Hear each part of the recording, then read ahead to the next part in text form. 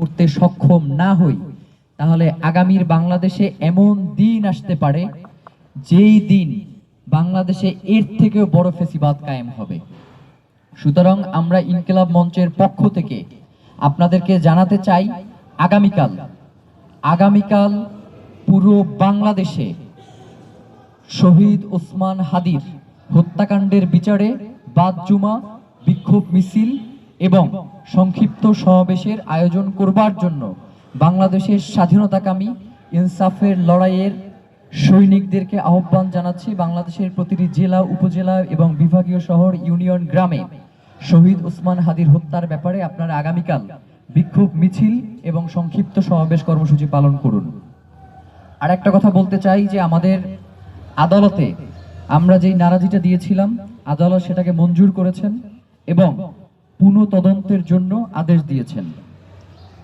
আমাদেরকে জিজ্ঞেস করা হয়েছিল যে আপনারা এই তদন্তের ভার, আপনাদের কোনো পছন্দের এজেন্সি আছে কিনা।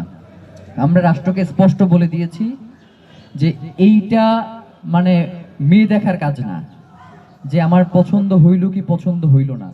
শহীদ ওসমান হাদির হত্যাকারীদের বিচার নিশ্চিত করা রাষ্ট্রের দায়িত্ব। এই রাষ্ট্রের দায়িত্ব পালন করতে তার সিআইডি রে লাগবে না, ডিবি রে লাগবে না, এনএসআই রে লাগবে, কার লাগবে এটা রাষ্ট্র নির্ধারণ করবে, এটা আমরা নির্ধারণ করব না। কিন্তু রাষ্ট্র যদি মনে করে যে বাংলাদেশের গোয়েন্দা সংস্থা এই তদন্ত করতে তারা ব্যর্থ, তাহলে প্রয়োজনে আন্তর্জাতিক যে সকল পেশাদার এবং নির্ভরযোগ্য গোয়েন্দা সংস্থা রয়েছে, এফবিআই, স্কটল্যান্ড ইয়ার্ড, এমআইটির মতো যারা পেশাজীবী এবং নির্ভরযোগ্য, তাদেরকে চাইলে রাষ্ট্র এই তদন্তের স্বার্থে তাদেরকে এই সুযোগটা করে দিতে পারে। এবং পাশাপাশি আমাদের ইনকিলাব মঞ্চের পক্ষ থেকে আপনাদেরকে জানাতে চাই যে শহীদ ওসমান হাদি তিনি শুধুমাত্র ইনকিলাব মঞ্চের ছিলেন না, তিনি ছিলেন বাংলাদেশের 18 কোটি মানুষের। সুতরাং এই 18 কোটি মানুষের কাছে আমরা উদারত আহ্বান জানাই যে শহীদ ওসমান হাদির হত্যার বিচারের জন্য ইনকিলাব মঞ্চের ব্যানার দরকার নাই।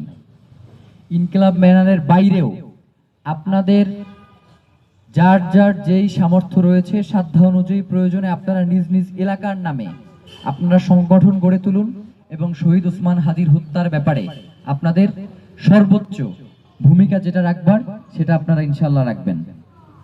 আর হচ্ছে